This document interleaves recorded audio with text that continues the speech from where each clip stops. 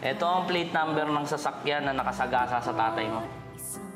Hindi ko matatanggap yun, Jun. Paano namang magagawa ni Tita Ivy yun? Bakit siya kailangan dami ng Tita Ivy mo sa awin nila ni nanay? Hindi ako lumalabas nung gabing yun. Ikaw ang liable dito.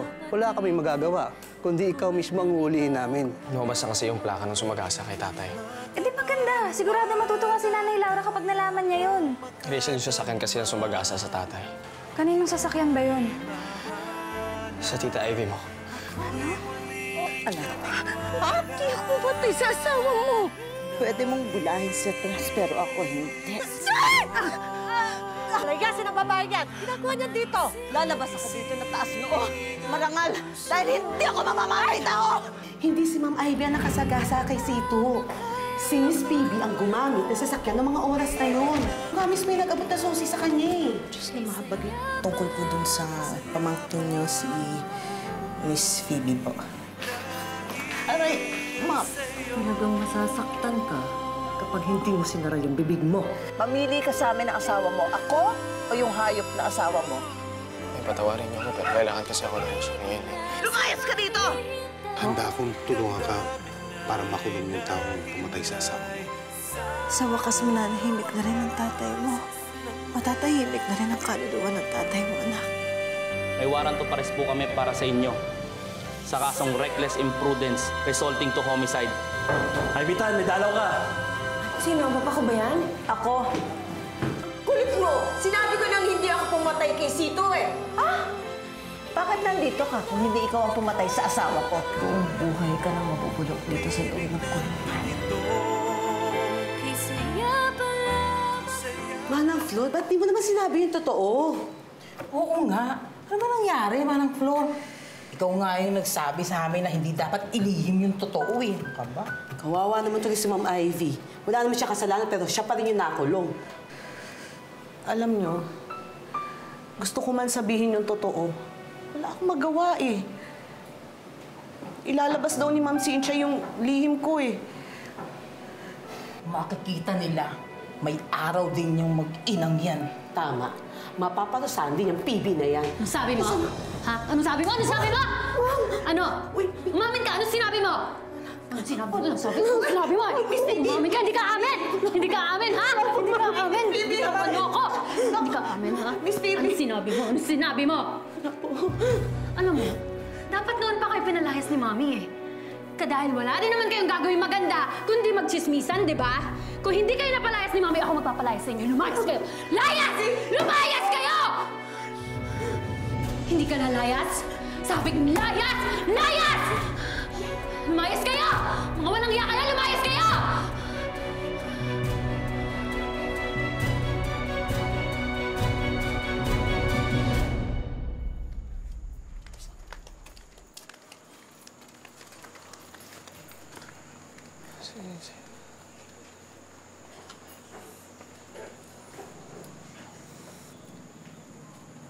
Gigi! Kuya! Kuya.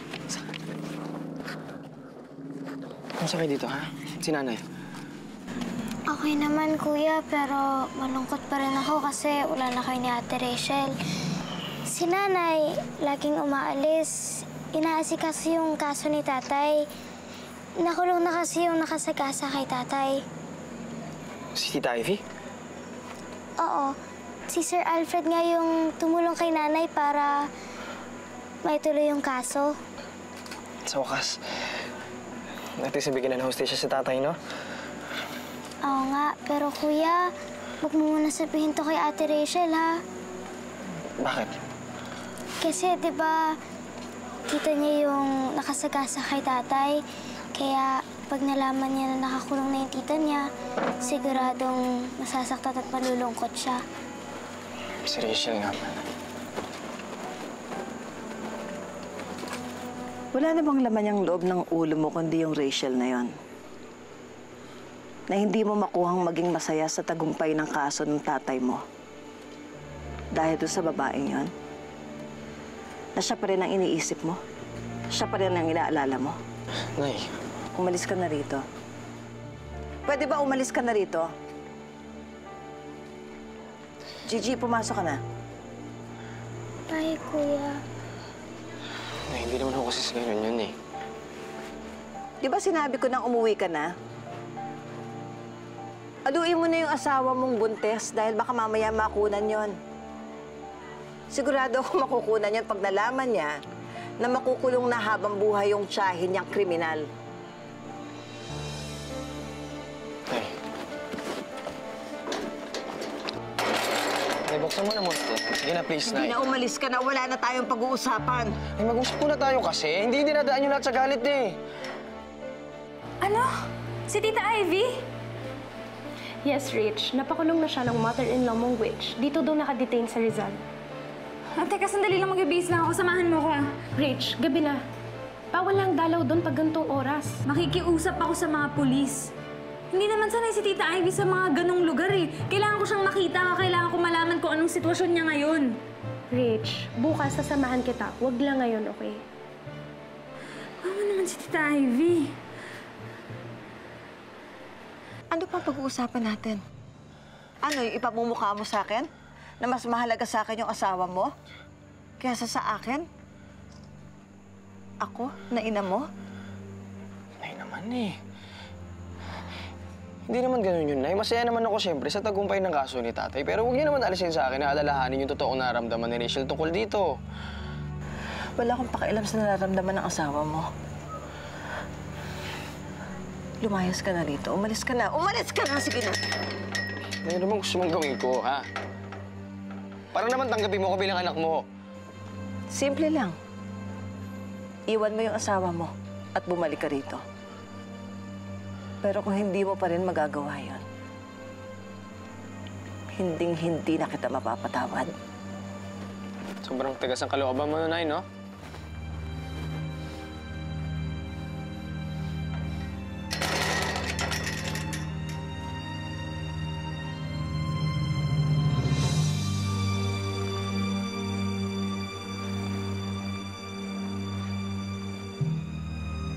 Kailan ka babalik sa piling ko, anak? Nahihirapan na rin ang nanay mo. Hirap na ako, anak. Halika na, David. Ay, oh! Saan kayo pupunta?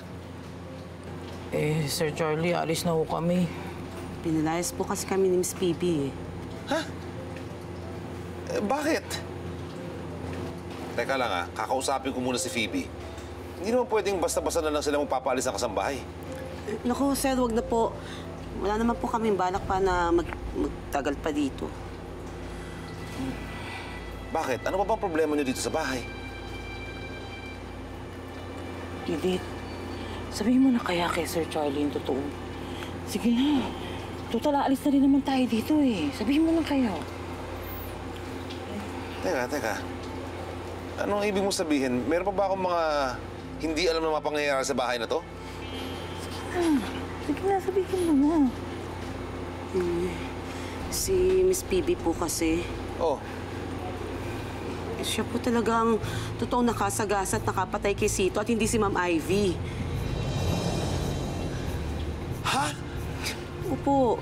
Ako po kasi mismo yung nagbigay sa kanya ng susi sa sasakyan ni Ma'am Ivy nung nangyari yung insidente nung araw na yun eh.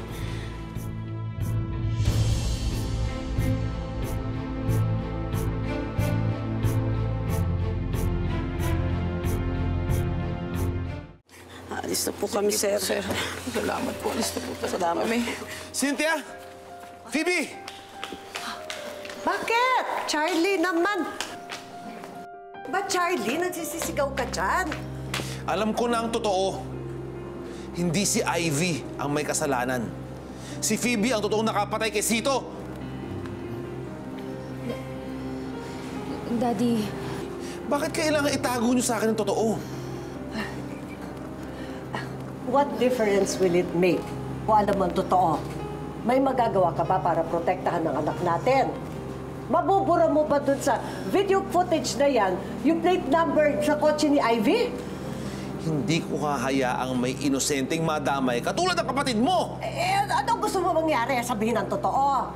So, poprotektahan mo si Ivy, tapos ang anak natin makukulong. Ganun ba?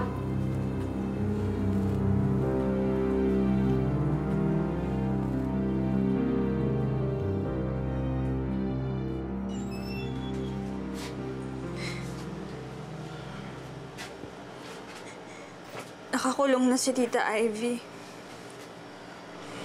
Alam ko. Nasabi na rin sa akin ni Nanay.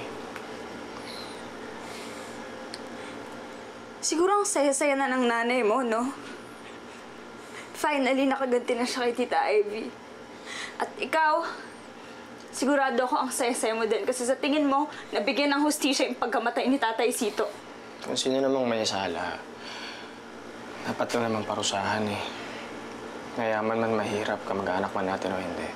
Jun, walang kasalanan si Tita Ivy. Naniniwala ako na inosente siya. Alam mo kung totoo naman yung panapaniwalaan mo, mapapawalang sala si Tita Ivy.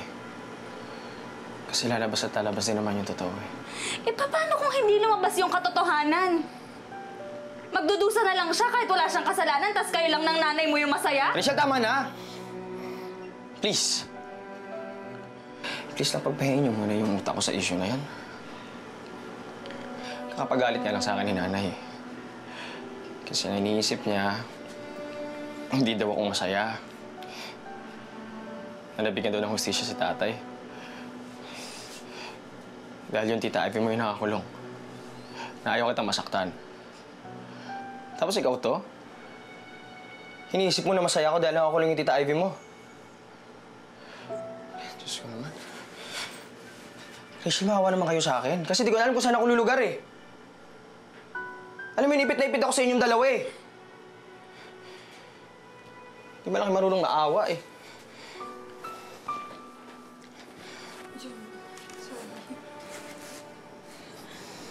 Sino naman yung pakausap ko sa'yo, Rachel?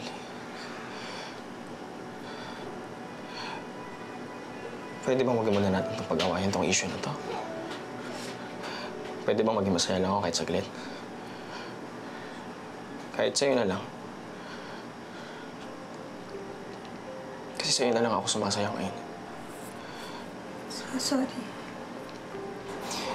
And please, wag mo akong iwan, ha? Kahit anong mangyari. Ba't ka naman nagsasalita ng ganyan? Dahil natakot ako. Dahil alam ko naman di mo ako mahal eh. Dahil alam ko, pwede ka nang umalis kahit kailan mo gusto. Lalo na ngayon, ayaw kang tanggapin ng nanay, di ba? Tapos galit ka na rin sa kanya kasi pinagbibintangan niya yung Tita Ivy mo. Sige, sabihin mo sa akin. Hanggang kailan ka ba sa akin? Hanggang kailan ka na sa tabi ko? Hanggang kailan nga ba? Yun din yung tinatanong ko sa sarili ko dahil sa mga nangyayari ngayon. Pero hindi ko masagot.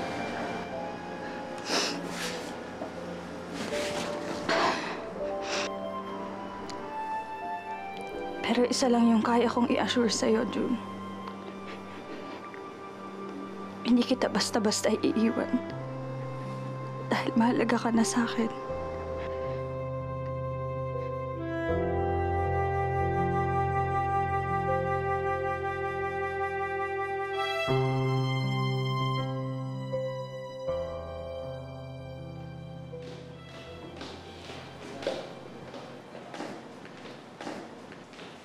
Flor!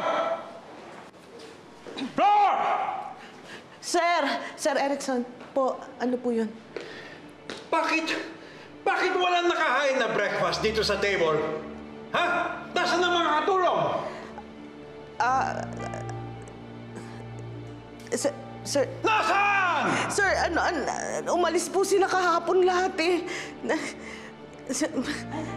Manang Flor, andito na po ako, sir. Si Didit po nandun lang nagbibihis saka nag-aayos ng gamit. Naabutan kasi kami ni Sir Charlie na huwag na raw po kaming umalis. Hindi po niya kami pinayagang umalis. Naabutan kami sa terminal. Huwag daw po namin pansinin yung pagpapalaya sa amin ni Miss Baby. Salamat. Anong nangyayari? Bakit kayo pinalayas ni Phoebe? Kasi... Bakit hindi ko alam ang nagaganap dito sa bahay? Sir Erickson, kasi Ano? Magsalita ka! Ano? Alam po nila totoo pong nangyari kay Miss Phoebe, yung lihim po ni Miss Phoebe, alam po nila eh. Anong lihim ang sinasabi mo? Anong lihim ng batang yon? Sir, ano po, na si Miss Phoebe po yung totoo pong nakasagasat nakapatay kay Sito. Siya po yung talagang gumamit ng kotse ni Ma'am Ivy nung gabing yun eh. Ano? Sir.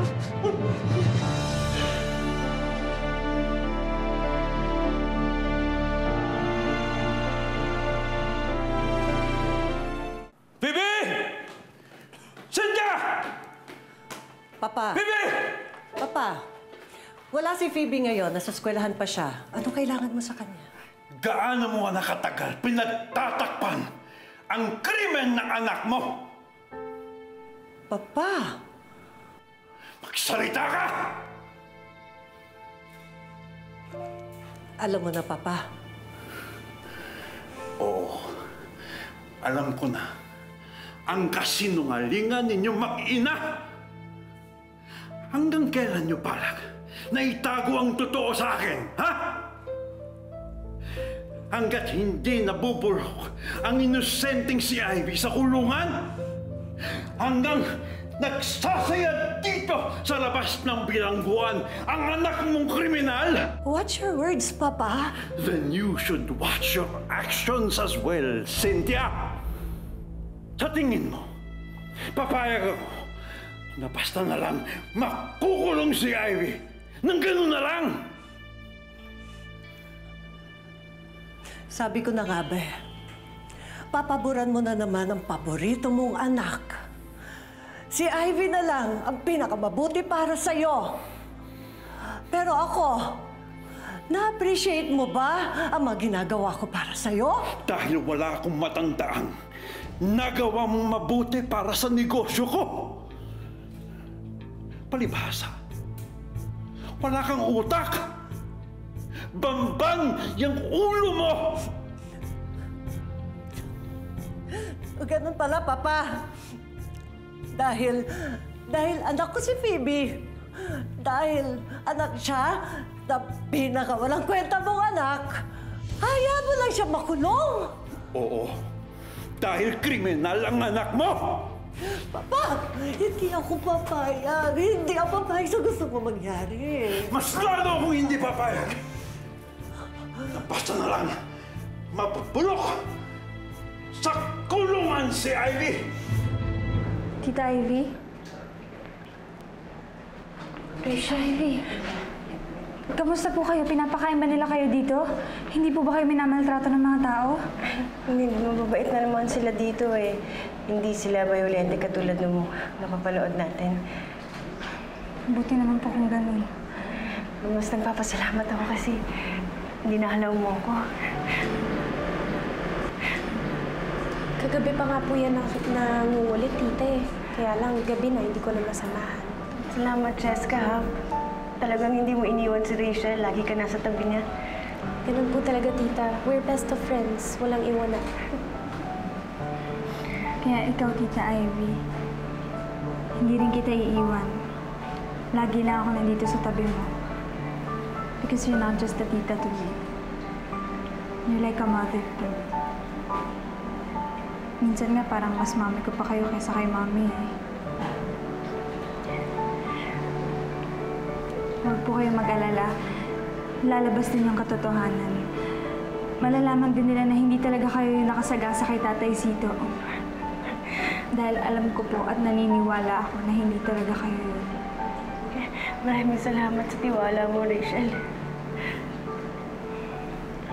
Ang hindi ko lang po maisip, sino kaya naglabas ng kotse niyo nung araw na yun? Hindi ko alam. Hindi ko talaga alam. Pero hindi ako yun.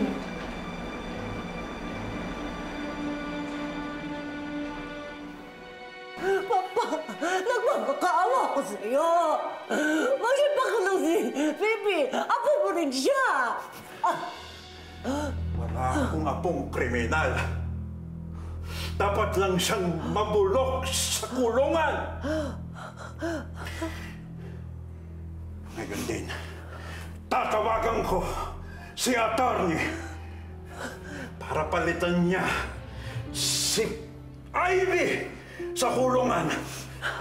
Papa! Napakasama mo! Ang sama-sama mo! Isa kang halimaw! Halimaw! Ang sabi mo? Wala kang kwentang ama! Halimaw ka! Sana hindi kita naging ama! Sana hindi si Mama ang namatay! Ikaw!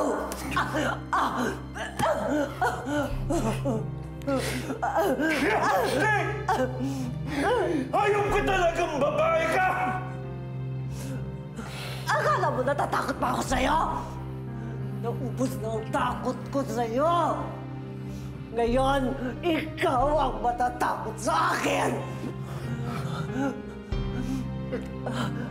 Ano?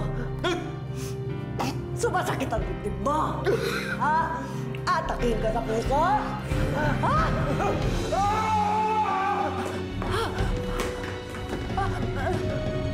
Papa! Papa!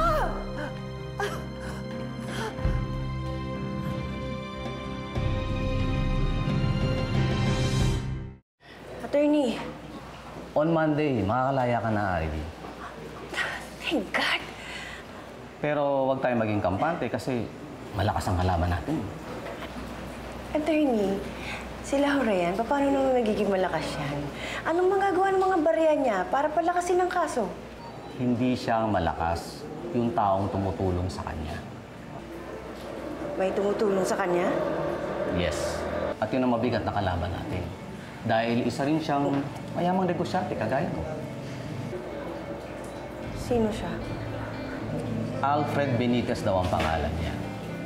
At bukod sa pagiging successful businessman, isa rin siyang philanthropist. Kaya masigasig tumulong sa mga mahihirap na naaapi kagaya ni Laura.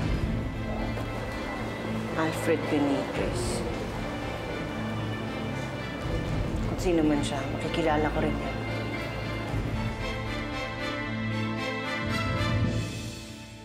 Sir Alfred, kompleto na po itong battle bangus na pinagagawa ninyo sa akin. 5 dosena po ito, lahat-lahat. Good. Mukhang malaki-laki ang kikitain mo dito, Laura. Kaya lang, sayang ho, Mrs. Ruiz, yung hindi ko nagawa yung 10 dosena. Sana yun nagawa ko. Mas marami sana siguro akong kikitain, ano? Hindi, itanong mo kay Sir Alfred na kung pwedeng magpahabol ng 5 dosena pa. Oo nga naman, bakit nga naman hindi? Excuse me po. Sir Alfred, gusto niyo po ba na dagdagan ko Gusto po? mo ba ibalik natin ang dating mong mukha? Ano? Laura, gusto ko sana ibalik ang dating mong mukha. Through plastic surgery, yun ay kung papayag ka.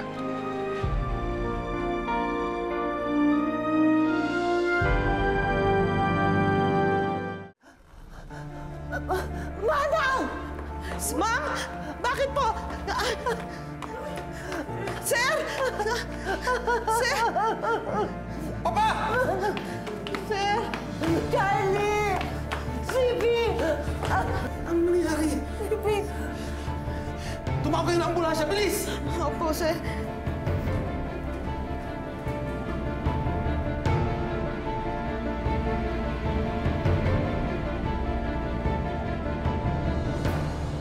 Ako, Sir Alfred, alam niyo ho, matagal ko na talagang gustong gawin yun. Kaya lang, wala ho akong perang panggastos eh. Bakit mo pinoproblema ang pera? Ako naman ang gagastos.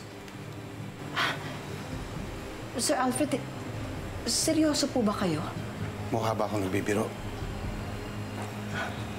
Laura, gusto kong ibalik ang magandang mong mukha para taas no kang haharap sa mga taong nang api sa'yo sa susunod yung pagkikita.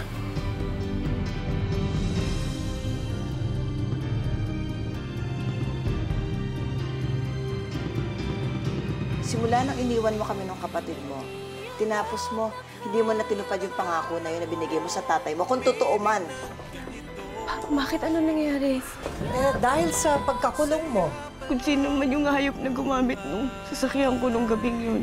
Umanda siya sa akin. What if mapabilis yung recovery niya? Paano na yun? That is if magre-recover siya. Cynthia! Marami ho pala talagang kasalanan yung nagawa sa inyo yung Ivita na yun, no?